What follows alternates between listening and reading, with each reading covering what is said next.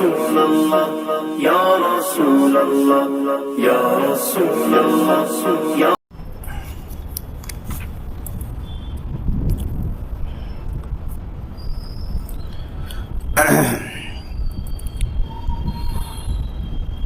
السلام علیکم ورحمۃ اللہ وبرکاتہ۔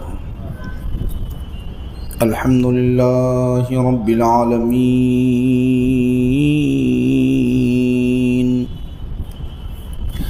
والعاقبۃ للمتقین والصلاة والسلام علی سید الانبیاء والمرسلین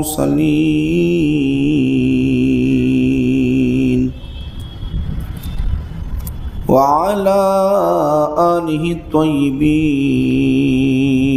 واصحابہ الاکرمین وأوليائه الكاملين واتباعه الأجمعين، أما بعد فأعوذ بالله من الشيطان الرجيم، بسم الله الرحمن الرحيم، وعد الله الذين آمنوا منكم وعملوا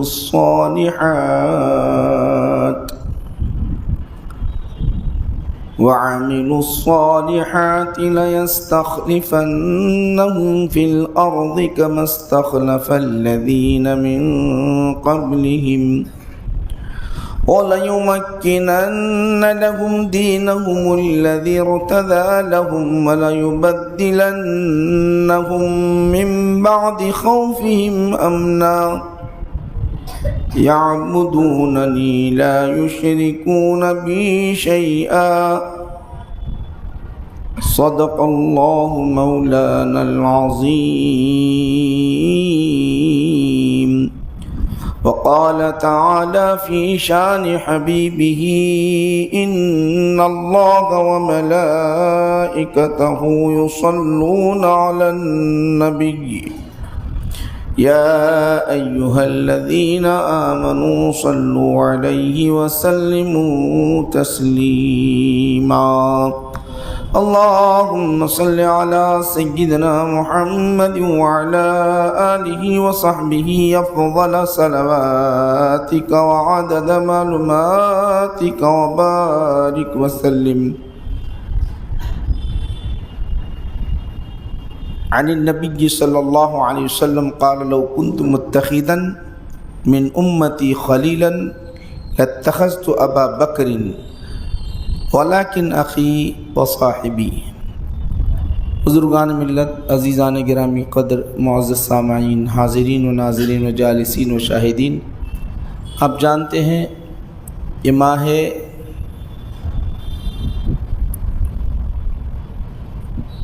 جمادی الاخر، اس کے بعد کا جو مہینہ ہے رجب، اس مہینے میں ایک عظیم ہستی جنہیں ہم خلیفہ اول کہتے ہیں، سیدنا ابو بکر صدیق رضی اللہ عنہ کی شہادت اور وفات ہوئی اسی مہینے کی 22 تاریخ کو۔ تو اسی مناسبت سے آج ہم 22 تاریخ کی شہادت وفات کی مناسبت سے آج ہم انشاءاللہ العزیز سیدنا ابو بکر صدیق رضی اللہ عنہ کی افضلیت، خلافت اور آپ کے احوال سماعت کرنے کی سعادت حاصل کریں گے انشاءاللہ العزیز۔ کیونکہ سب سے بنیادی بات یاد رکھ لیں کہ ان کا بہت بڑا احسان امت پر ہے۔ آج 22 تاریخ کو جو اہتمام اہل سنت والجماعت کی جانب سے کیا جاتا ہے، ان کا امت پر بہت بڑا احسان ہے، بہت بڑا احسان۔ آج آپ قرآن کریم کو مصحف کی شکل میں یکجا آپ دیکھ رہے ہیں، وہ سیدنا ابو بکر صدیق رضی اللہ عنہ کی خلافت کے دور میں مصحف کی شکل میں یکجا جمع کیا گیا، ورنہ اس سے پہلے اگر آپ دیکھیں گے رسول پاک علیہ السلام پر وحی اترتی رہی 23 برس تک، صحابہ چند صحابہ حافظ قرآن تھے، چند صحابہ چند پاروں کے چند صورتوں کے، اس طرح قرآن یاد تھا، اور بعض صحابہ کے پاس تحریری شکل میں پتوں پر یا ہڈیوں پر یا چمڑے پر قرآن کریم لکھا ہوا تھا موجود۔ اب سیدنا ابو بکر صدیق رضی اللہ عنہ کے دور میں جلیل القدر وہ حفاظ جنہیں قرآن مکمل یاد تھا، اس میں کثیر تعداد میں شہید ہو گئے۔ تو سیدنا عمر فاروق رضی اللہ عنہ نے عرض کیا، اس طرح اگر حفاظ شہید ہوتے جائیں تو قرآن غیر محفوظ ہو جائے گا، قرآن غیر محفوظ ہو جائے گا۔ بہتر یہ ہے کہ ہم اس کو یکجا جمع کیا جائے، کتابی شکل میں مصحفی شکل میں جمع کیا جائے۔ تو حضرت ابو بکر صدیق رضی اللہ عنہ خلیفہ اول، انہوں نے کہا اے عمر، ہم یہ کیسے عمل کریں جس کو رسول پاک علیہ السلام نے نہیں کیا ہے، یہ بدعت ہے۔ تو بار بار اصرار کرنے کے بعد آپ نے ایک جملہ ارشاد فرمایا، جس طرح اللہ نے عمر کے سینے کو کھولا اسی طرح میرے سینے کو اللہ سبحانہ و تعالیٰ نے کھولا۔ پھر اس کے بعد آپ نے 4 جلیل القدر صحابہ، جو نوجوان، جن کا حافظہ مضبوط، جو عادل اور متقی پرہیزگار، ایسے 4 عادل صحابہ کو متعین کیا، اور آپ نے فرمایا جن کے پاس قرآن محفوظ ہے ان سے لے لو اور یکجا جمع کر دو۔ یکجا جمع ہوا اس وقت۔ یہ سب سے بڑا احسان امت پر سیدنا ابو بکر صدیق رضی اللہ عنہ کا۔ هل جزاء الاحسان الا الاحسان، احسان کا بدلہ احسان ہوتا ہے۔ احسان کا بدلہ انہوں نے ہم پر اتنا احسان کیا، کم سے کم سال میں ایک مرتبہ ان کی یاد کی محفل تو کریں، خصوصی ان کی یاد کی خصوصی مجلس تو منائیں۔ ان کے اتنے بڑے احسانات بہت ہیں، اس میں سے آپ کو ایک بتا رہا ہوں، خصوصی محفل تو کریں۔ اور وہ ہیں رب کائنات کے بغیر اس دنیا کے اندر کچھ نہیں ہوتا۔ کہاں آرام کر رہے ہیں؟ رسول پاک علیہ السلام کے پہلو میں آرام کر رہے ہیں۔ سیدنا ابو بکر صدیق رضی اللہ عنہ، ان کی شان، ان کی عظمت آج بھی ظاہر ہو رہی ہے۔ زائر مدینہ جب اللہ کے رسول صلی اللہ علیہ وسلم کے دربار میں حاضر ہوتا ہے سلام پیش کرنے کے لیے، حضور نبی کریم صلی اللہ علیہ وسلم کے دربار میں حاضر ہوتا ہے تو سلام جہاں الصلاۃ والسلام علیک یا رسول اللہ کہتا ہے، وہاں الصلاۃ والسلام علیک یا امیر المومنین سیدنا ابو بکر صدیق رضی اللہ عنہ پیش کرتا ہے۔ بہت بڑا مقام، بلند بالا مقام ہے، یہ ہمارے لیے سعادت ہے۔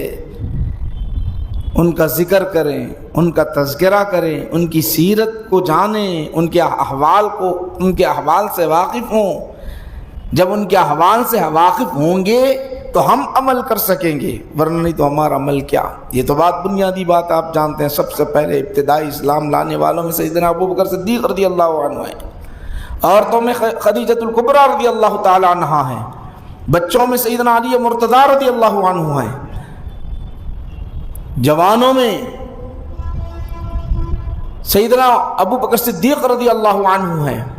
ایمان لانے والوں میں جس وقت ایمان لے آئے 42 برس کی عمر، یعنی 38 برس کی عمر ہے آپ کی، تقریباً قریب 38 برس کی عمر ہے۔ رسول پاک علیہ السلام کی عمر شریف 40 برس، اور جس وقت آپ دنیا سے سیدنا ابو بکر صدیق رضی اللہ عنہ دنیا سے رخصت کر گئے، اس وقت آپ کی 63 برس، اور رسول پاک علیہ الصلوۃ والسلام دنیا سے رخصت کر گئے 63 برس. تو اس طرح معلوم ہونا چاہیے آپ کو کہ حضور سے 2.5 برس پہلے، یعنی حضور 2.5 برس پہلے سیدنا ابوبکر صدیق رضی اللہ عنہ سے دنیا سے رخصت کر گئے. 2 سال 4 مہینے یا 2.5 برس اس طرح کا جو عرصہ آپ کے خلافت کا ہے، تو کم کریں گے تو تقریباً 38 یا 37 برس آپ کی عمر ہوتی ہے جب آپ ایمان لائے. سب سے پہلے ایمان لانے والے سیدنا ابوبکر صدیق رضی اللہ عنہ ہیں. قرآن کریم جو ایمان لانے والوں کی تعریف بھی بیان کی اور ان کو جنت کی خوشخبری سنا دی. والسابقون الاولون من المہاجرین والانصار کہا. سبقت لے جانے والے مہاجرین میں سے، انصار میں سے آگے بیان کیا جنتی ہے، رب ان سے راضی ہے. اب کوئی اس کا انکار کر نہیں سکتا کیونکہ قرآن بیان کر رہا ہے، ان کے سبقت ایمانی کا بھی تذکرہ کر رہا ہے، ان کے جنت میں جانے کا بھی تذکرہ کر رہا ہے، ان کی جو ہے رضا، اللہ کی رضا کا بھی تذکرہ کر رہا ہے قرآن کریم. یہاں اس بات کو تاکید سے اس لیے کہہ رہا ہوں، بعض اپنے آپ کو مسلمان کہنے والے، اسلام کے دعوے دار، جب رسول پاک علیہ الصلوۃ والسلام دنیا سے رخصت کر گئے تو ان کے پاس عقیدہ یہ ہے کہ صحابہ نعوذ باللہ مرتد ہو گئے. اس طرح کہتے ہیں، کچھ صحابہ باقی نہیں رہے. اس لیے میں آپ حضرات کے سامنے تاکید کے ساتھ پیش کر رہا ہوں، اور یہ بات حق ہے. یاد رکھو، یہاں پر بیٹھنے والوں یاد رکھو کہ بات حق ہے کہ خلفائے راشدین میں سب سے اول خلیفہ سیدنا ابوبکر صدیق رضی اللہ عنہ ہیں. اور قرآن کریم خلافت کا تذکرہ کیا، خاص کر یاد رکھ لیں، قرآن کریم ان لوگوں کی خلافت کا تذکرہ کیا جہاں اللہ کے رسول صلی اللہ علیہ وسلم نے ارشاد فرمایا میرے بعد خلافت کا سلسلہ جاری رہے گا. جو اللہ کے رسول نے ارشاد فرمایا، قرآن کیا کہہ رہا ہے، میں آپ حضرات کے سامنے پہلے جو آیت کریمہ میں نے تلاوت کی ہے، وعد اللہ الذین آمنوا منکم، اللہ نے وعدہ کیا ہے اے مومنو تم میں سے یعنی چند، کم سے کم 3 اس پر اطلاق ہوتا ہے، کم از کم 3 کا اطلاق ہوتا ہے. تم میں سے اللہ نے وعدہ کیا. کیا وعدہ کیا؟ لَيَسْتَخْلِفَنَّهُمْ، ایمان لائے اور نیک عمل کیے، لَيَسْتَخْلِفَنَّهُمْ، ان کو ضرور خلیفہ بنائے گا، فی الارض، کہاں؟ زمین میں. كَمَا اسْتَخْلَفَ الَّذِينَ مِن قَبْلِهِمْ، جیسا کہ پچھلی امت میں ان کے انبیاء کا خلیفہ بنایا یا خود خلیفہ مقرر کیا اللہ سبحانہ وتعالیٰ نے ان امت میں سے. اللہ سبحانہ وتعالیٰ جیسے پچھلی امتوں میں جو سلسلہ جاری تھا اسی طرح یہاں اللہ سبحانہ وتعالیٰ ارشاد فرما رہا ہے، جہاں ہم قرآن کریم میں یا ایھا الذین آمنوا کتب علیکم الصیام کما کتب علی الذین من قبلکم پڑھتے ہیں، اے ایمان والو تم پر روزے فرض کر دیے گئے جیسا کہ پچھلی امت پر روزے فرض کر دیے گئے. جیسے پچھلی امت میں خلیفہ رہے اس طرح اللہ سبحانہ وتعالیٰ نے وعدہ لیا مومنین میں سے تم میں سے خلیفہ ہوں گے. تو معلوم یہ ہوا کہ خلافت کب ہوتی ہے؟ خلافت جب ہوتی ہے جب جو ہے نبی دنیا سے رخصت کر جاتے ہیں، ان کے خلیفہ بنتے ہیں. تو خلیفہ بننے والے کون ہیں؟ سیدنا ابوبکر صدیق رضی اللہ عنہ ہیں. پھر اللہ سبحانہ وتعالیٰ ترجمہ سن لیجئے تاکہ آپ کو ذہن میں آ جائے کیا کرتا ہے اللہ سبحانہ وتعالیٰ خلیفہ بنا کر، کیا کرتا ہے سن لیجئے اب. وَلَا يُمَكِّنَنَّ لَهُمْ دِينَهُمْ الَّذِي ارْتَضَىٰ لَهُمْ، تاکہ مضبوط سے مضبوط کر دے دین کو، ان کے دین کو مضبوط سے مضبوط کر دے جس سے اللہ ان کے دین سے راضی ہے، اس کو مضبوط کر دے. جو ایمان لائے، جس ایمان لانے کے بعد اس سے جو راضی اللہ سبحانہ وتعالیٰ اس کو مضبوط کرنا چاہتا ہے خلیفہ بنا کر. کیا ہوا جانتے ہو؟ سیدنا ابوبکر صدیق رضی اللہ عنہ جب خلیفہ متعین ہوئے، مانعین زکوٰۃ پیدا ہوئے، زکوٰۃ کے منکرین پیدا ہوئے. آج مسلمانوں میں کوئی زکوٰۃ کا انکار کرنے والا نہیں ہے. آج کوئی بھی مسلمانوں میں زکوٰۃ کا انکار کرنے والا نہیں ہے. اختلافات عقائد میں ہوں گے مگر فرائض کے اندر اختلاف نہیں ہے. کیوں؟ وجہ کیا ہے؟ اس کا سبب یہ ہے کہ سیدنا ابو بکر صدیق رضی اللہ عنہ کا سدباب تھا. اس وقت جو فتنہ اٹھا انہوں نے کہا کہ ہم ایمان لے آتے ہیں، نماز پڑھتے ہیں، روزہ رکھتے ہیں، لیکن ہم جو ہے زکوٰۃ ادا نہیں کرتے. انہوں نے وہ قوم پیدا ہوئی، ایک جماعت تیار ہو گئی، انکار کرنے لگ گئے. جب انکار کرنے لگ گئے تو سیدنا ابو بکر صدیق رضی اللہ عنہ نے کہا اب یہ جو انکار کر رہے ہیں، کیا انکار کر رہے ہیں؟ زکوٰۃ دینے کا انکار کر رہے ہیں. میں ان کے خلاف جہاد کروں گا. بخاری شریف، مسلم شریف، صحاح ستہ کی ہر حدیث کے اندر یہ حدیث موجود ہے کہ کون جو بھی انکار کرے گا، یہاں تک کہ 6 مہینے کا بچہ اگر اپنی زکوٰۃ میں اگر بکری کا بچہ دیتا تھا رسول پاک علیہ الصلوۃ والسلام کے زمانے میں، آج انکار کر رہا ہے تو میں اس کے خلاف جہاد کروں گا. سیدنا عمر فاروق عرض کرنے لگے اے امیر المومنین آپ کیا کہہ رہے ہیں، کیسی بات کر رہے ہیں؟ اے امیر المومنین، جو ایمان لانے والا اس کے خلاف جہاد کرو گے، نماز پڑھنے والا اس کے خلاف جہاد کرو گے. کون کہہ رہے ہیں؟ حضرت عمر فاروق رضی اللہ عنہ کہہ رہے ہیں. تو حضرت عمر کہتے ہیں میرے سینے کو بھی اللہ نے کھول دیا، جیسے کہ حضرت ابو بکر نے فرمایا. حضرت ابو بکر صدیق رضی اللہ عنہ نے مانعین زکوٰۃ کی طرف، جو انکار کرنے والے تھے، ان کے خلاف جہاد کیا. وہ جو فتنہ تھا اسے ختم کر دیا. آج آپ کو کہیں نظر آتا ہے تو بتاؤ. وہ جو پہلا فتنہ اٹھا تھا، وہی چیز اللہ سبحانہ وتعالی ارشاد فرما رہا ہے وَلَيُمَكِّنَنَّ لَهُمْ دِينَهُمْ الَّذِي ارْتَضَىٰ. اللہ جس دین سے راضی ہے، ان کے دین سے راضی ہے، اس کو اور مضبوط بنائے گا. کوئی اگر اس کے اندر دراڑ ڈالنے کی کوشش کرے گا، کوئی اس میں زیادتی پیدا کرنے کی کوشش کرے گا، کوئی اس کے اندر کمی کرنے کی کوشش کرے گا، ہم خلیفہ ایسے بنائیں گے، ان کے دلوں کے اندر ایسی باتیں پیدا کریں گے، وہ ہمارے دین کے لیے اٹھیں گے، اپنی جان قربان کرنے کے لیے تیار ہو جائیں گے.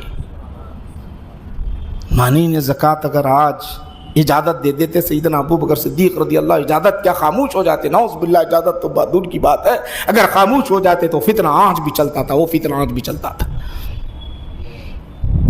چلتا تھا. ایک ساتھ سیدنا ابو بکر صدیق رضی اللہ عنہ جب خلیفہ ہوئے تو معمولی بات نہیں ہے، کیا کیا معاملات درپیش آئے جانتے ہو؟ کیا معاملات درپیش آئے؟ مسیلمہ کذاب، کتنا بڑا فتنہ تھا، ایسا بڑا فتنہ، ہزاروں کی تعداد میں اس کا لشکر تھا، ہزاروں کی تعداد میں لشکر. مسیلمہ کذاب کا ہزاروں کی تعداد میں لشکر تھا، دعوے نبوت کرنے والا، ایک بہت بڑا فتنہ تھا، چیلنج کرنے والا. اس فتنے کو ختم کرنا معمولی بات نہیں تھی، جبکہ اللہ کے رسول صلی اللہ علیہ وسلم نے اپنی حیات مبارکہ میں فرما چکے ہیں جھوٹے نبوت کے دعوے دار پیدا ہوں گے، جھوٹے نبوت کے دعوے دار پیدا ہوں گے. سلسلہ جاری رہے گا. جیسے غلام احمد قادیانی یہاں جو پیدا ہوا پاکستان کے اندر، قادیان کے اندر، آج بھی اس کے کچھ حواریین ہیں، پھیلے ہوئے ہیں، یہودیوں کے ماتحت، غیروں کے ماتحت، دولت کے بلبوتے پر یہ جو کام کر رہے ہیں. آج بھی یہ فتنہ ہے، یہ مسلمان نہیں ہے، کافر ہیں، یہ کافر ہیں، کافر. غلام احمد کے ماننے والے کافر، اور غلام احمد کافر، اور غلام احمد کافر. تو یہ دعوے دار اس زمانے میں مسیلمہ کذاب کا بہت بڑا فتنہ تھا. اس وقت حضرت ابو بکر صدیق رضی اللہ عنہ نے کہا اس فتنے کو ختم کر دیا جائے، اس فتنے کو ختم کر دیا جائے. لشکر روانہ کیا جس کے اندر کئی صحابہ شہید ہوئے، کئی صحابہ، اور اس فتنے کو وہیں پر مسیلمہ کذاب کے فتنے کو ختم کر دیا. مسیلمہ کذاب کو فتنے کو وَلَيُمَكِّنَنَّ لَهُمْ دِينَهُمُ الَّذِي ارْتَضَىٰ. کیسا راستہ ختم ہو رہا ہے، دیکھیے یہ فتنوں کا، حواریین کا. قرآن کو تو جمع کر لیا، مگر یہ جو فتنے تھے اس فتنوں کو ختم کر دیا۔ جب یہ فتنے تب گئے، ختم ہو گئے، تو عمر فاروق رضی اللہ عنہ کے لیے جو راہ ہموار ہوئی اشاعت دین کی جو راہ ہموار ہوئی، اسلام کے پھیلاؤ کی راہ ہموار ہوئی، وہ بڑھتے چلے گئی، آج فلسطین تک وہ پہنچی، اور سیدنا عمر فاروق رضی اللہ عنہ کے زمانے میں فلسطین مسلمانوں کے ہاتھ میں آ گیا، کنٹرول میں آ گیا، مسلمانوں کے قبضے میں آ گیا۔ یہ معمولی بات نہیں تھی، یہ کیا ہے؟ یہ قرآن بیان کر رہا ہے۔ آج کہتے ہیں بعض روافض شیعہ، وہ کیا کہتے ہیں؟ کوئی صحابی تھے ہی نہیں، مرتد تھے، نعوذ باللہ من ذالک۔ یہاں ایمان جانے کا ڈر ہے، یاد رکھو، ایمان چلے جانے کا خوف ہے، اس لیے ذکر کر رہا ہوں۔ وَلَا يَسْتَخْلِفَنَّهُمْ فِي الْأَرْضِ كَمَا اسْتَخْلَفَ لَكُمْ، اللہ کا وعدہ ہے، اللہ نے خلیفہ بنانے کا وعدہ کیا۔ جب اللہ وعدہ کرے تو اپنا وعدہ پورا نہیں کرے گا۔ اللہ قیامت کے لانے کا وعدہ کیا ہے تو قیامت نہیں لائے گا۔ اللہ حساب و کتاب کا وعدہ کیا ہے تو اللہ حساب و کتاب نہیں لے گا۔ اللہ جنت میں داخل کرنے کا وعدہ کیا ہے مومنوں کو تو جنت میں نہیں داخل کرے گا۔ اللہ جہنم میں نافرمانوں کو جہنم میں داخل کرنے کا وعدہ کیا ہے تو اللہ جہنم میں نہیں داخل کرے گا۔ اللہ جو وعدہ کیا ہے وعدہ پورا کرے گا۔ یہاں خلیفہ بنائے گا تو خلیفہ بنائے گا، اس کے بعد نبی کریم صلی اللہ علیہ وسلم کے دنیا سے رخصت فرمانے کے بعد پھر کہاں سے خلیفہ بن سکتے ہیں؟ آؤ، نبی کریم صلی اللہ علیہ وسلم نے، میرے آقا نبی کریم صلی اللہ علیہ وسلم نے اپنی حیات میں کیا فرمائے ہیں، سن لیجئے۔ آقا نبی کریم صلی اللہ علیہ وسلم، بخاری شریف کا ہمارے پاس درس ہوتا، بخاری شریف ہی کی روایت جو میں آپ حضرات کے سامنے پڑھ رہا ہوں۔ عن ابیہ قال اتت امرأة الى النبي صلی اللہ علیہ وسلم فامرها ان ترجع الیہ قالت ارأیت ان جئت ولم اجدك كأنها تقول الموت قال ان لم تجدنی فأتی ابا بکر۔ سن لیجئے، اللہ کے رسول صلی اللہ علیہ وسلم کے دربار میں جبیر بن مطعم اپنے والد سے روایت بیان کرتے ہیں، بخاری شریف کی حدیث۔ حضور نبی کریم صلی اللہ علیہ وسلم کے دربار میں ایک عورت خاتون آئی، پریشان حال تھی، اپنا دکھڑا سنانے لگی، عرض کرنے لگی، یا رسول اللہ میں بہت پریشان حال ہوں، محتاجی میں زندگی کٹ رہی ہے، فقر فاقہ میں زندگی کٹ رہی ہے، کچھ عنایت فرمائے۔ قرآن کہہ رہا ہے ما آتاکم الرسول فخذوہ، جو رسول تمہیں عطا کرتے ہیں لیتے چلے جاؤ، فخذوہ، لیتے چلے جاؤ۔ اللہ کہہ رہا ہے جو تمہیں رسول عطا کرے وہ لے لو، علم دے دے لے لو، دولت دے دے لے لو، اللہ کے رسول تمہیں دے دے، اب دے دیے۔ اب دینے کے بعد آقا نبی کریم صلی اللہ، قرآن کہہ رہا ہے ما آتاکم الرسول، جو تمہیں دے دے لے لو۔ قرآن کہہ رہا ہے لے لینے کے بعد جانے لگی تو اللہ کے رسول صلی اللہ علیہ وسلم نے ارشاد فرمایا پھر اگر کوئی پریشانی لاحق ہو جائے، دولت کی کمی ہو جائے، فقر و فاقہ ہو جائے، پریشانی آ جائے تو پھر لوٹ کر میرے پاس آ جانا، پھر ترجمہ سن لیجئے۔ اتت امرأۃ الی النبی صلی اللہ علیہ وسلم، ایک خاتون حضور نبی کریم صلی اللہ علیہ وسلم کے دربار میں آ گئی۔ آنے کے بعد فامرہا، حضور نے فرمایا ان کے لیے کچھ دے دو، مال دے دو، حکم دے دیا۔ اب خزانے، آقا کے خزانے لوٹتے چلے جا رہے ہیں۔ پھر کہا انترجیا الیہ، قالت ارأیت، پھر تم لوٹ کر آنا۔ کہنے لگی یا رسول اللہ، وہ کہتی ہے یا رسول اللہ میں جب آ جاؤں گی آپ تو فرما رہے ہیں آنا، آپ کا تو دربار لگا ہوا ہوتا ہے، آپ تو تقسیم کرتے ہی رہتے ہیں یا رسول اللہ۔ رب کائنات بھی فرمایا وَأَمَّا بِنِعْمَةِ رَبِّكَ فَحَدِّثْ وَوَجَدَكَ، قرآن کہہ رہا ہے، قرآن وَأَمَّا السَّائِلَ فَلَا تَنْهَرْ، جب تمہارے پاس مانگنے والا کوئی آ جائے تو اے حبیب صلی اللہ علیہ وسلم نے نہیں جھڑکنا، انہیں عطا کرتے چلے جانا، ہم دے رہے ہیں تم بانٹتے چلے جانا۔ اسی لیے اللہ کے رسول صلی اللہ علیہ وسلم ارشاد فرماتے ہیں واللہ یؤتینی، اللہ مجھے عطا کرتا ہے اور میں تقسیم کرتا ہوں، میں تقسیم کرتا ہوں۔ حضور ارشاد فرماتے ہیں وہ تقسیم ہے، اب تقسیم چھوٹا معاملہ نہیں ہے، یہ اوپر سے تعلق ہے، یا آپ یوں ہی حدیث سن لیے ایسا نہیں، یہ جوائنٹ قرآن کریم سے، اس کا تعلق قرآن کریم سے، ما آتاکم الرسول، اور آگے بیان کیا وَأَمَّا السَّائِلَ فَلَا تَنْهَرْ، نہیں جھگڑکنا۔ اب یہاں ساحل کو کہہ رہے ہیں، وہ مانگنے والی سے کہہ رہے ہیں پھر دوبارہ آنا۔ قرآن تو کہہ رہا ہے مت جھڑکو آنے والے کو، اب یا سائل کو کہنا پھر آنا۔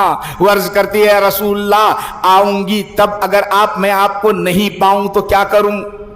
امام بخاری اس سے مراد لے رہے ہیں ان جئتو، میں اگر آؤں ولم اجد کا، اگر آپ کو نہیں پایا تو کیا کروں؟ کأنہا تقول الموت، وہ گویا یہ کہہ رہی ہے کہ موت مراد لے رہی ہے، اگر آپ کو نہیں پاؤں، آپ دنیا سے رخصت کر جائیں، پھر جاؤں کیسے یا رسول اللہ؟ آنے کی مسافت دور سے ہے، پہلے ہی فقر فاقہ ہے، آؤں گی تو کہاں جاؤں گی؟ پھر دینے والا کون ہوگا؟ آپ کے منصب پر بیٹھنے والا کون ہوگا؟ کس خزانے کی طرف جاؤں؟ کہاں جاؤں؟ وہ عرض کر رہی ہے گویا یہ سب سوال ہے، تو اللہ کے رسول صلی اللہ علیہ وسلم ایک جملے میں ارشاد فرمایا فاتی ابا بکر، ابو بکر کے پاس آنا، جیسے میں دیا ہوں ابو بکر بھی تمہیں عطا کریں گے۔ تو گویا یہ ہے کہ میرے بعد بننے والا خلیفہ جو ہے ابو بکر ہوگا، ابو بکر ہوگا۔ اس حدیث سے، بخاری شریف کی حدیث سے، مسلم شریف کی حدیث سے یہ بات بالکل واضح ہے۔ اتنا ہی نہیں، قربان جائیں میرے امام شیخ الاسلام بانی جامع نظامیہ محمد انوار اللہ فاروقی علیہ رحمت الرضوان اپنی کتاب میں کیا عمدہ بیان کیا۔ آقا نبی کریم صلی اللہ علیہ وسلم نے اپنی زندگی میں اپنا سجادہ متعین کر دیا، فرماتے ہیں آپ۔ وہ کس طرح سجادہ متعین کیا جانتے ہو؟ حضور نبی کریم صلی اللہ علیہ وسلم تقریباً 12 یوم علیل رہے، اب دنیا سے رخصت کر رہے ہیں۔ اس وقت آپ کو بیماری جو لاحق ہوئی، 12 سے 14 دن آپ بیمار رہے۔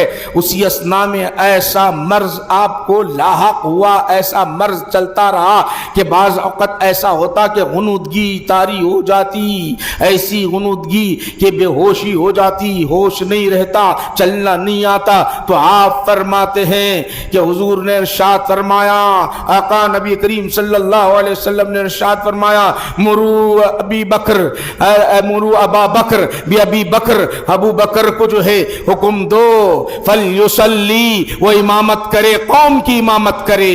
اپنی زندگی میں آپ فرما رہے ہیں، کیا فرما رہے ہیں؟ ابو بکر کو امامت کا منصب عطا کر رہے ہیں، کہہ رہے ہیں کہ وہ امامت کرے۔ وہاں کون کون ہے جانتے ہو؟ جلیل القدر صحابہ ہیں۔ کیسے کیسے صحابہ ہیں؟ عمر بھی ہے، عثمان بھی ہے، علی بھی ہے، طلحہ ہے، زبیر ہیں، دیگر جلیل القدر صحابہ ہیں اور ہیں۔ آقا جانتے ہیں یہ بھی بڑے منصب والے ہیں، یہ بھی بڑے علم والے ہیں، یہ بھی بڑی صلاحیت والے ہیں، مگر ان کی صلاحیتوں میں بڑا فرق ہے، سب میں فرق ہے۔ انتخاب کس کا ہے؟ نبی کا انتخاب ہے، اور کوئی بھی نبی انتخاب جو کرتا ہے اپنے طور پر نہیں کرتا۔ ان ہوا الا وحی یوحا، وہی جو ہوتی ہے وہی انتخاب ہوتا ہے۔ رب کہے گا اے حبیب صلی اللہ علیہ وسلم آپ میرے پاس آ رہے ہو، اپنا جانشین منتخب کرو۔ انتخاب کا طریقہ کیا ہے؟ انتخاب میں بھی راضی، تم بھی راضی، امت بھی راضی ہونا چاہیے۔ میں تو راضی ہوں، میں حکم دے رہا ہوں، اب تم بھی حکم دو، انہیں امام بناؤ۔ اللہ کے رسول نے امام بنا دیا۔ اللہ کے رسول نے جب امام بنا دیا تو سارے کے سارے اس کے بعد دنیا سے رخصت کر گئے۔ کون؟ سیدنا رسول پاک علیہ الصلوۃ والسلام جب دنیا سے رخصت کر گئے، ساری امت متفق ہو کر سیدنا ابو بکر صدیق رضی اللہ عنہ کے دست مبارک پر بیعت کرتی ہے۔ یہ اجماع ہے، آپ کے خلافت کا اجماع ہے، خلیفہ اول ہے، خلیفہ اول سب سے افضل ہے، ساری امت میں افضل ہے، ساری امت نے جتنی پچھلی امتیں گزری ساروں میں افضل ابو بکر صدیق ہیں۔ آپ بولیں گے اللہ کیسے منتخب کیا؟ اس پر تو ایمان لاتے ہو نا، ان ہوا الا وحی یوحا، سورہ نجم میں آیا ان ہوا الا وحی یوحا، کچھ بھی نہیں بولتے، وحی نہیں ہوئی مگر اللہ کی جانب سے وحی ہو رہی ہے۔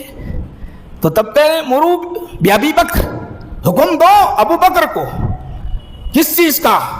فلیصلی الناس، لوگوں کو نماز پڑھائے ہو۔ دین میں جو افضل ہے، دین میں جو افضل ہے وہی امامت کا حقدار ہے، دین میں جو افضل ہے وہی امامت کا حقدار ہے، اسی لیے کہہ رہے ہیں ابو بکر کو۔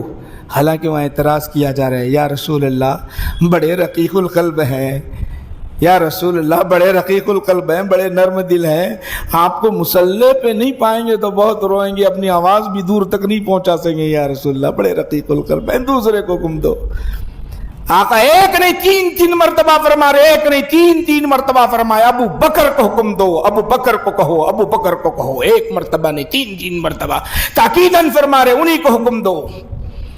رد بھی ہو رہا ہے، رد بھی ہو رہا ہے، آپ حکم دے رہے ہیں، ایسے نہیں کہ انہیں بولا انہیں بولا، بلکہ ابو بکر سن لو، نبی کریم صلی اللہ علیہ وسلم اپنی حیات میں ہی جب تھوڑا سا افاقہ ہوا باہر آئے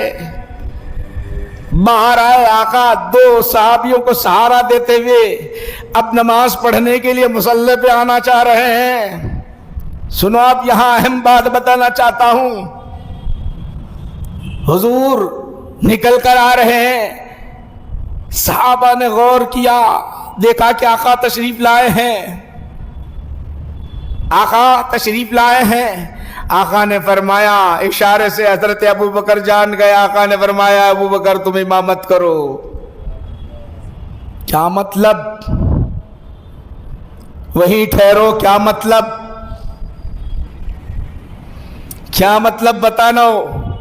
وہیں ٹھہرنے کا حکم، بخاری اٹھاؤ، صحاح ستہ کی احادیث شریفہ پڑھو، آقا ارشاد فرماتے ہیں میں تمہیں حکم دیتا ہوں، میں تمہارے پیچھے نماز پڑھنا چاہتا ہوں، میری بھی خواہش ہے، میری بھی تمنا ہے، میں بھی پیچھے پڑھنا چاہتا ہوں، اللہ کے رسول کا حکم ہے، یہ اللہ کے رسول کا حکم ہے۔ جب تو میں صرف لوگوں کو امامت کا حکم تھا، اب میں بھی آیا ہوں، میں بھی پڑھنا چاہتا ہوں، مگر ابو بکر کہتے ہیں یا رسول اللہ، غلام ابو قحافہ کے بیٹے ابو بکر کی مجال کہا، نبیوں کا سردار موجود ہو، ان کی موجودگی میں امامت کر سکے، یا رسول اللہ پیچھے آ گئے ہیں، موجود آپ ہو یا رسول اللہ، آپ ہو، آپ کی موجودگی میں کیسے ہو ممکن ہے؟ تو سیدنا ابو بکر صدیق رضی اللہ عنہ وہ ہیں جو اپنی زندگی میں رسول پاک علیہ السلام نے ان کو اپنا اپنی امامت کا منصب آپ نے عطا کیا۔ گویا شیخ الاسلام بڑی اچھی بات کہ اپنا جانشین متعین کیا، جانشین۔ اس کے اندر اور خاص بات آپ کو بتاؤں کہ سلسلے نقش بندیہ جو ہے نا، سلسلے نقش بندیہ سیدنا ابو بکر صدیق رضی اللہ عنہ سے ملتا ہے۔ بعض حضرات اعتراض کرتے ہیں تو ان کو بھی میں آپ کو بتانا چاہتا ہوں، سلسلے نقش بندیہ کا جو تعلق ہے، سیدنا ابو بکر امام ہوتے ہیں سلسلے نقش بندیہ کے، جیسے سلسلے قادریہ کے امام سیدنا علی مرتضیٰ ہیں، اسی طرح سلسلے نقش بندیہ کے امام کون ہیں؟ سیدنا ابو بکر صدیق رضی اللہ عنہ نے اپنی حیات میں آپ نے جانشین بنا دیا، اپنی حیات میں بھی جانشین بنا دیا ہے۔ تو آپ کے بہت احسانات ہیں میرے بھائیوں۔ شیخ الاسلام علیہ رحمت الرضوان کا کیا بڑا کارنامہ ہے، ان کی فکر کیسی فکر ہے۔ آج ہمارے پاس مکہ مسجد کتنی وسیع مسجد ہے، کیسی بڑی مسجد ہے، کتنی خوبصورت، ہندوستان میں ایسی مسجد آپ کو نظر نہیں آئے گی، ایسی نوعیت کی مسجد نہیں۔ وہ مسجد کے سنگ بنیاد رکھنے والے ایسے لوگ جن کی کبھی زندگی میں تہجد قضا نہیں ہوئی، وہ مسجد ایسی۔ شیخ الاسلام نے کیا کیا، حیدرآباد دکن کے اندر بانی جامع نظامہ شیخ الاسلام نے کہا لوگوں کو یہ ہندوستان کے اندر غیر مسلم زیادہ ہے، غلبہ ان کا ہے، نوجوان نسل کو دیگر تاریخیں یاد رہے گی، مگر جن کے احسانات امت پر بہت ہیں ان کی تاریخ یاد نہیں رہے گی۔ انہوں نے ایک قاعدہ بنا دیا، آج بھی مکہ مسجد کے اندر خلفائے راشدین کے فاتحہ کا اہتمام کیا جاتا ہے۔ 22 تاریخ کو خلفائے راشدین سیدنا ابو بکر صدیق رضی اللہ عنہ کے فاتحہ کا باضابطہ حکومت کی جانب سے یہ آج بھی یہ سلسلہ جاری ہے، وہاں سے کچھ رقم منظور ہوتی ہے اور فاتحہ کا اہتمام ہواتا ہے۔ ابو بکر، عمر فاروق، عثمان غنی، علی مرتضی رضی اللہ عنہم، ان کے خلفائے راشدین کی شہادت اور وفات پر یہ کام ہوتا ہے، جانتے ہو آپ؟ اور یاد رکھو، ایک موٹی بات آپ کو بتانا چاہتا ہوں، اب ادھر بھاگو، ادھر دوڑو، ادھر جاؤ، جانے کی ضرورت نہیں ہے۔ اتنے سب صحابہ، سارے کے سارے صحابہ سب کے سب بیعت کر رہے ہیں۔ حضرت علی رضی اللہ تعالیٰ عنہ بھی بیعت کیے، 6 مہینے بولے، 6 مہینے کے بعد بیعت ہوئی۔ یہاں انکار یہ ہوتا، ہوا کیا سنو، رسول پاک علیہ السلام جب دنیا سے رخصت کر گئے، اپنی بات کو ختم کر رہا ہوں حضور، 10 ہجری میں آقا نبی کریم صلی اللہ علیہ وسلم دنیا سے رخصت کر گئے۔ معلوم ہے آپ کو 12 ربیع الاول، یہ یاد تاریخ اچھی یاد رہتی، بعض غیر یعنی وہ عقیدہ رکھنے والے جو میلاد کو نہیں مانتے، وہ ڈیٹ کو یاد رکھتے ہیں، وفات کی ڈیٹ کو یاد رکھتے ہیں، کہتے ہیں کہ یہ وفات کا دن ہے، یہ پیدائش کا دن ہے۔ تو ہم سنیوں کو بھی معلوم ہو گیا، چلو بہت زیادہ بات سنیوں کو نہیں معلوم تھا، وہ بعض کو نہیں معلوم تھا، وہ بھی معلوم ہو جاتی ہے۔ ماشاءاللہ، اللہ کے رسول صلی اللہ علیہ وسلم 12 ربیع الاول کو جب دنیا سے رخصت کر گئے، آقا نبی کریم صلی اللہ علیہ وسلم جب دنیا سے رخصت کر گئے تو حالت کیا تھی جانتے ہو؟ اب میں وہ عبارتیں پڑھنے کا آپ کے پاس ٹائم نہیں ہے، اتنا پڑھ کے اس کا خلاصہ بتا رہا ہوں میں آپ کو۔ آقا جب دنیا سے رخصت کر گئے تو جلیل القدر صحابہ کی کیفیت بدل گئی۔ حضرت عمر صدیق رضی اللہ عنہ کیسے باہمت، ان کا حال تو یہ ہو گیا کہ اگر کوئی محمد عربی صلی اللہ علیہ وسلم کو شہید ہو گئے، اگر کوئی کہے گا انتقال کر گئے کہے گا تو اس کی گردن اڑا دوں گا، ہوش چلے گئے۔ کیا ان کو علم نہیں تھا؟ انبیاء انتقال کر جاتے ہیں، رسول انتقال کر جاتے ہیں، ان کو نہیں معلوم تھا؟ معلوم تھا، مگر غم میں، حضور کی وفات میں ایسے غمگین ہو گئے، اب کچھ ہوش نہ رہا۔ کون؟ سیدنا عمر فاروق رضی اللہ عنہ، حضرت عثمان غنی رضی اللہ عنہ، ان کے قدم ڈگمگا گئے، کھڑے ہونے کی صلاحیت نہیں، چیدہ لوگ پھیلے ہوئے ہیں، جماعت بیٹھے ہوئے ہیں، حیران ہے اب کرے کیا، ایسے سمے میں سب کو اکٹھا کرنا، یکجا جمع کرنا، پھر دین پر لے آنا، اسلام کی طرف لے آنا، اسلام کی طرف رغبت دلانا، یہ بہت بڑے اہمیت کی بات ہوتی ہے۔ اس وقت سیدنا ابو بکر صدیق رضی اللہ عنہ مدینہ سے باہر تھے، اوالیہ مدینہ میں تھے، انہیں معلوم ہوتے ہی فوراً واپس آئے۔ آنے کے بعد دیکھا رسول پاک علیہ السلام کا جسد مبارک رکھا ہوا ہے، ایک چادر ڈال دی گئی، یمنی چادر آپ کے جس میں اتھر پر ڈال دی گئی، سیدھا ڈائریکٹ آئے، آنے کے بعد کپڑا ہٹایا، آقا نبی کریم صلی اللہ علیہ وسلم کا بوسہ لیا، بوسہ لینے کے بعد اب قوم کا جائزہ لے رہے ہیں، ساری قوم کا جائزہ لے رہے ہیں۔ اسی اسنا میں عمر فاروق رضی اللہ عنہ آ کر عرض کرتے ہیں، اے ابو بکر ذرا سنو تو صحیح، وہاں انصار کے کچھ صحابی ہیں، انصار کے کچھ صحابہ حضرت سعد بن عبادہ رضی اللہ عنہ کے ساتھ کچھ لوگ ہیں تو خلیفہ متعین کرنا چاہتے ہیں، ادھر جسد مبارک رکھا ہوا ہے، ادھر چلے گئے، یہ معاملہ اچانک ایسا درپیش ہو گیا، ابھی معاملہ طے ہونا تھا، اس سے پہلے یہ معاملہ ہوا تو سیدنا ابو بکر صدیق رضی اللہ عنہ گئے، جانے کے بعد کہا کیا بات ہے، کیا وجہ ہے، تم یہ جو گفتگو کر رہے ہو معاملہ کیا ہے؟ وہ کہنے لگے، انصار صحابہ کہنے لگے، ہم ہمیشہ دین کے لیے اتنی قربانیاں ہم نے دی ہے، ہم نے اتنی دولت لٹائی ہے، ہم نے یہ کارنامے انجام دیے، ہم میں کا کوئی خلیفہ ہو، آپ نے کہا مہاجرین میں سے ایک خلیفہ ہو، اس طرح کہنے لگے تو سیدنا ابو بکر صدیق رضی اللہ عنہ دیکھیے انتشاری کیفیت کو، اختلافات کو کس طرح ختم کر کے سب کو یکجا جمع فرمایا۔ وہ خلیفہ کے اندر وہ صلاحیت اللہ پیدا کرتا ہے، وہ صلاحیت اللہ پیدا کرتا ہے۔ ایسے سمے میں اختلاف بہت بڑا ہوتا تھا، آپ گئے جا کر کہنے لگے یقیناً یقیناً اے انصار تمہاری بہت بڑے خوبیاں ہیں اور بڑے قربانیاں ہیں، تم نے مہاجرین کی بڑی مدد کی ہے، یہ سارا کا سارا جو عمل کیا ہے یہ اللہ کے رضا کے لیے آپ نے کیا ہے، رسول کے رضا کے لیے تم نے کیا ہے، بہت اچھی بات ہے، بہت نیک ہو۔ مگر جس طرح آپ حضور کے زمانے میں ان کی باتیں سنتے تھے، اب میں آپ کو ایک بات بتانا چاہتا ہوں۔ وہ بات یہ ہے کہ اللہ کے رسول صلی اللہ علیہ وسلم نے ارشاد فرمایا اگر خلیفہ ہوگا تو قریش سے ہوگا، اس بات کو مانو گے نہیں مانو گے؟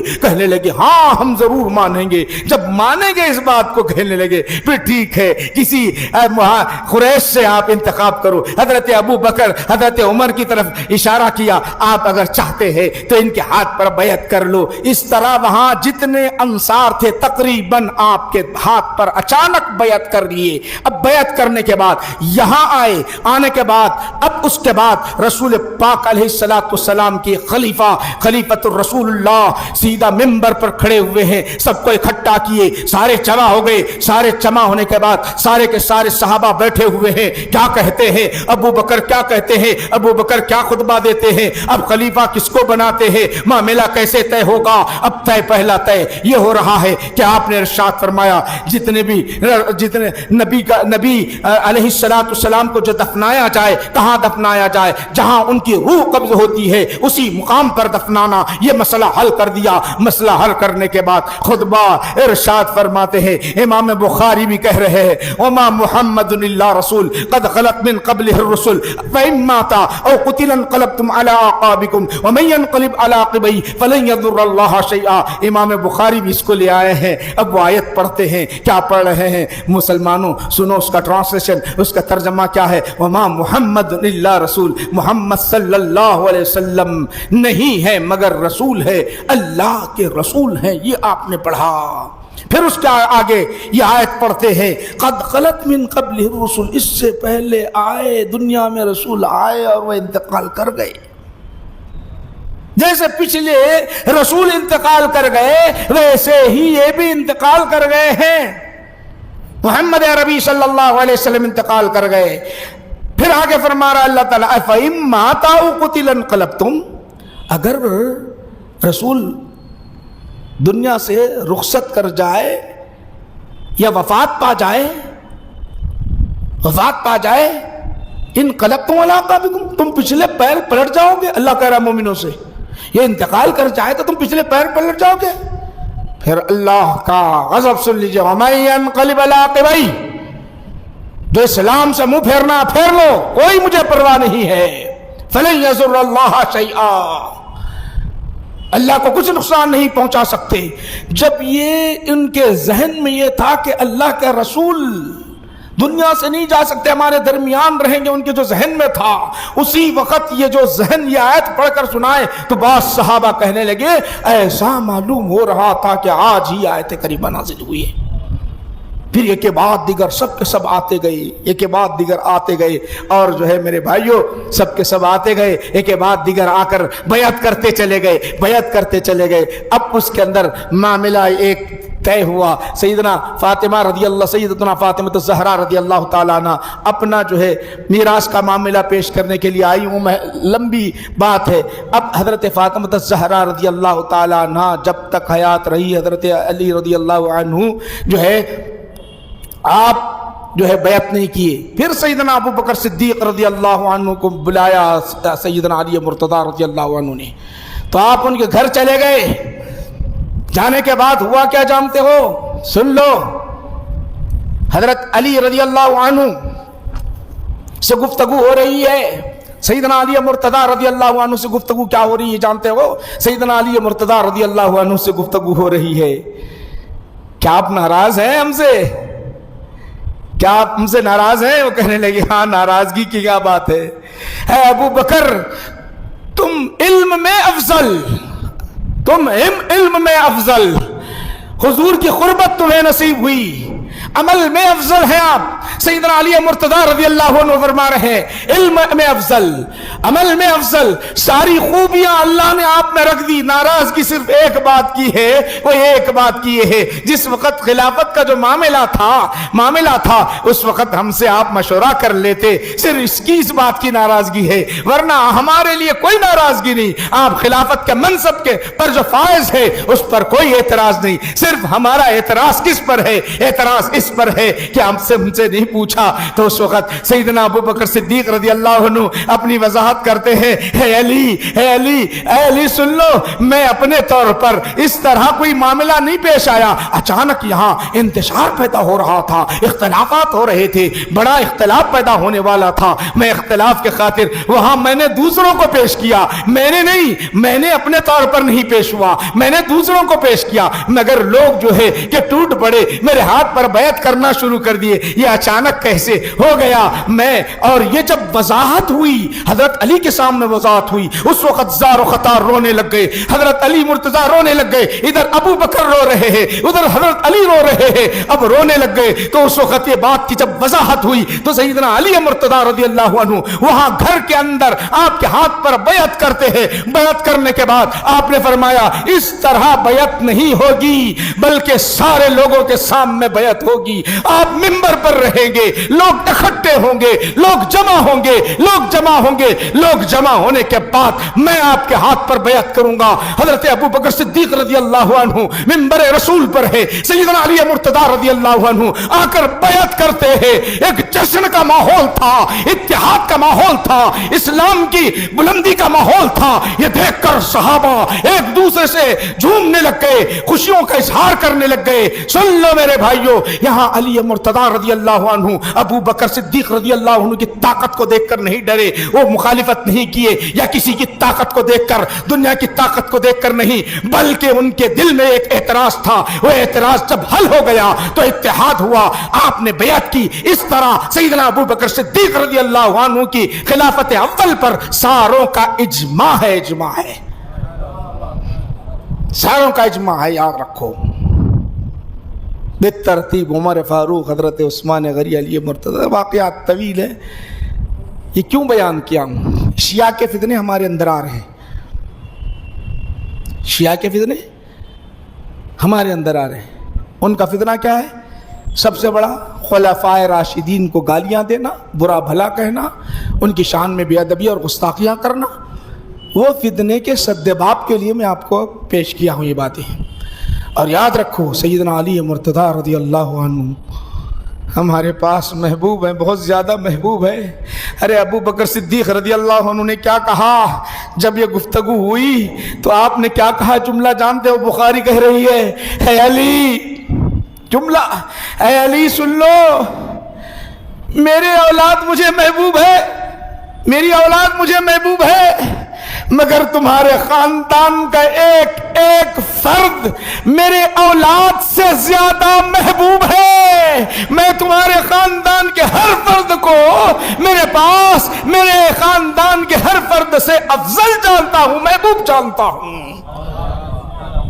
یہ فاطمہ الزہرا رضی اللہ تعالیٰ عنہ کی نسل سے ہے، رسول پاک علیہ السلام کے خاندان سے ہے. میں ان سے خوب محبت کرتا ہوں، میں ان سے خوب محبت کرتا ہوں. اسی طرح اہل سنت والجماعت کا ہر فرد حضرت علی مرتضی رضی اللہ عنہ سے محبت کرتا ہے، آپ کی عظمت بجا لاتا ہے.